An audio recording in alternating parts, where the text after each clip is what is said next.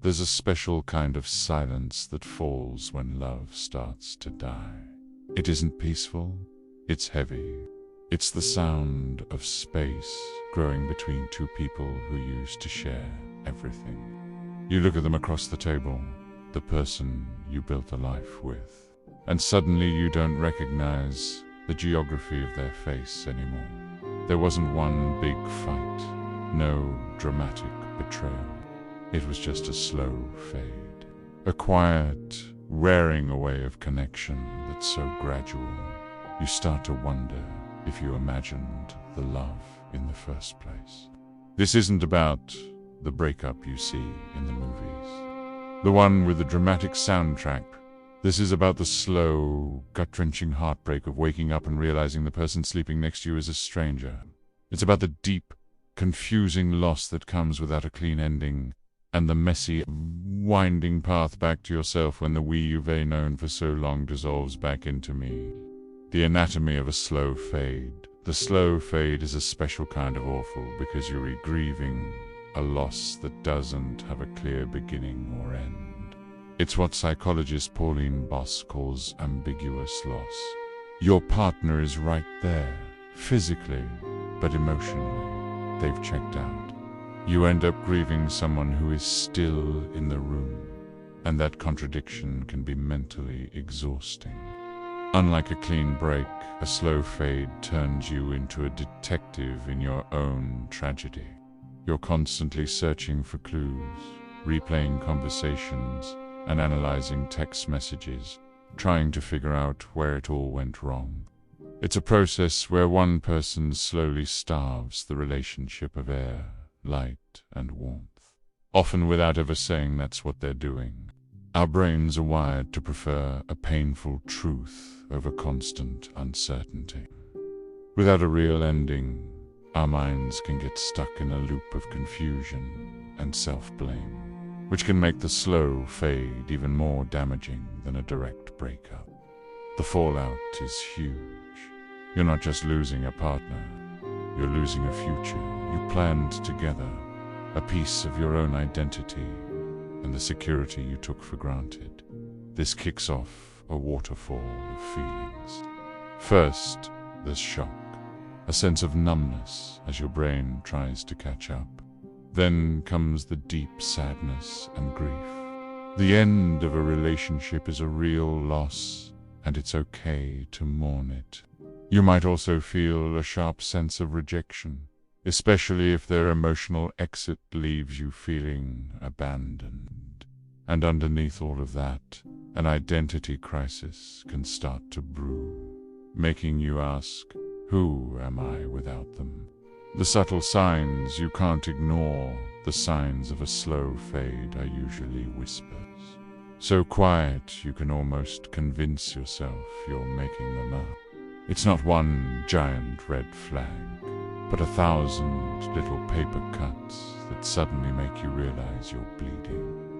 It often starts with how you talk to each other. The deep conversations that used to last for hours are replaced by talk about bills and groceries. You stop sharing the little things about your day because it feels like you're re-talking to a wall. That drop in communication is a sign of an emotional disconnect that's hard to miss. Then the intimacy starts to go. You feel a chill where there used to be warmth. They might become less responsive when you're upset, brushing off your feelings or dodging serious conversations. This isn't just a bad mood. It's a steady pattern of them being emotionally unavailable. Physical touch is often the next to go.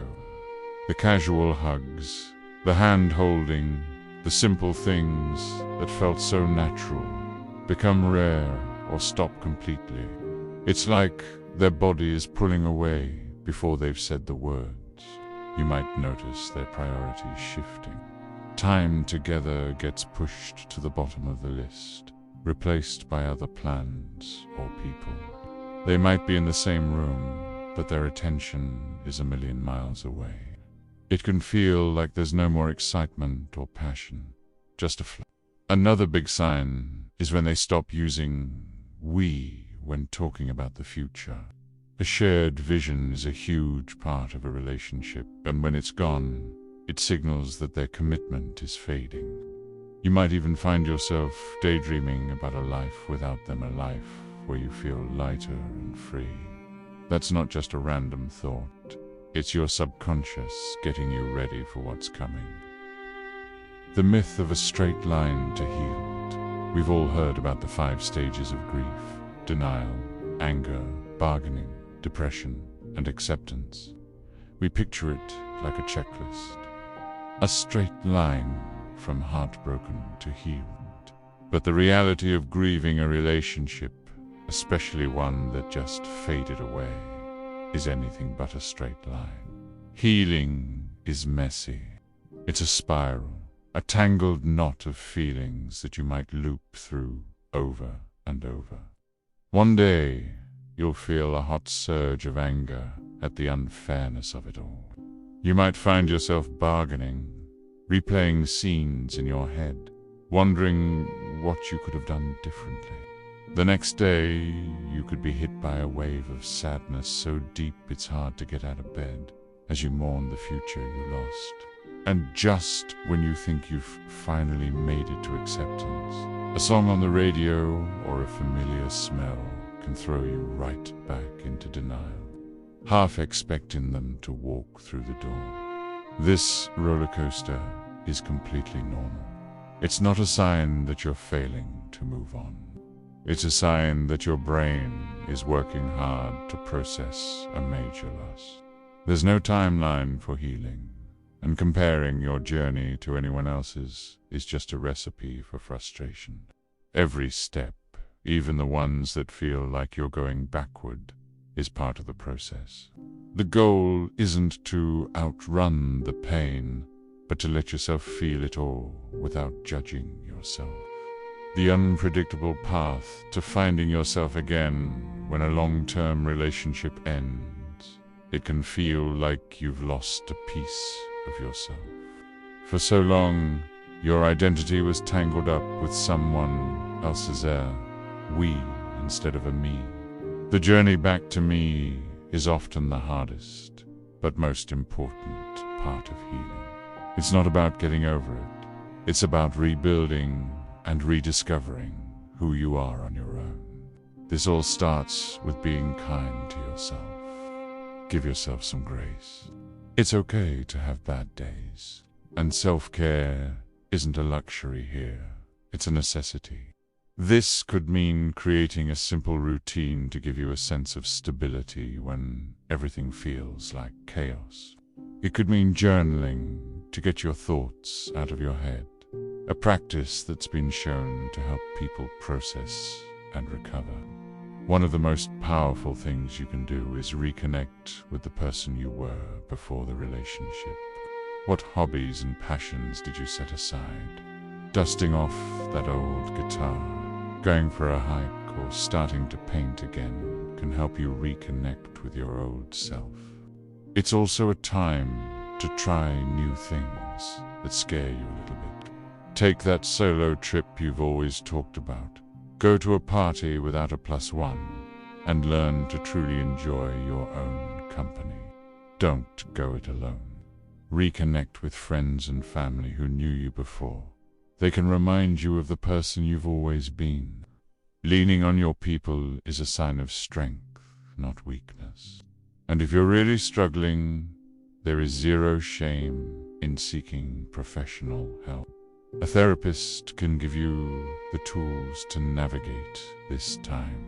Ultimately, finding yourself is about taking small, deliberate steps. Redecorate your living space so it feels like yours. Create small daily rituals that are just for you. Every little act of independence builds you back up and marks the beginning of your next chapter. If this story feels familiar, if you're stuck in the fog of a slow fade, please know you are not alone. This journey can feel incredibly isolating, but it doesn't have to be walked in silence. Share a single word in the comments below that describes how you feel right now. Let's create a space where we can all understand. And if you want to continue this journey of healing, consider subscribing for more content that honors the real, messy, and ultimately hopeful path to finding yourself again. The reality of loss when love fades away is that it changes you. It's a painful experience that can leave you feeling broken. There's no magic fix, no shortcut through the grief. The silence and the confusion can feel like a wound that just won't heal. But it's also an opportunity. It's a forced chance to rebuild your life on your own terms, to rediscover your own strength, and to forge a new identity that isn't defined by someone else. The point isn't to erase the past or forget the love you had. It's about accepting the loss and allowing yourself to move forward with kindness toward yourself. The path isn't straight, and it isn't easy. But every small step you take is a step toward a future where you are whole again, not in spite of what you lost, but because of the strength you found in putting yourself back together.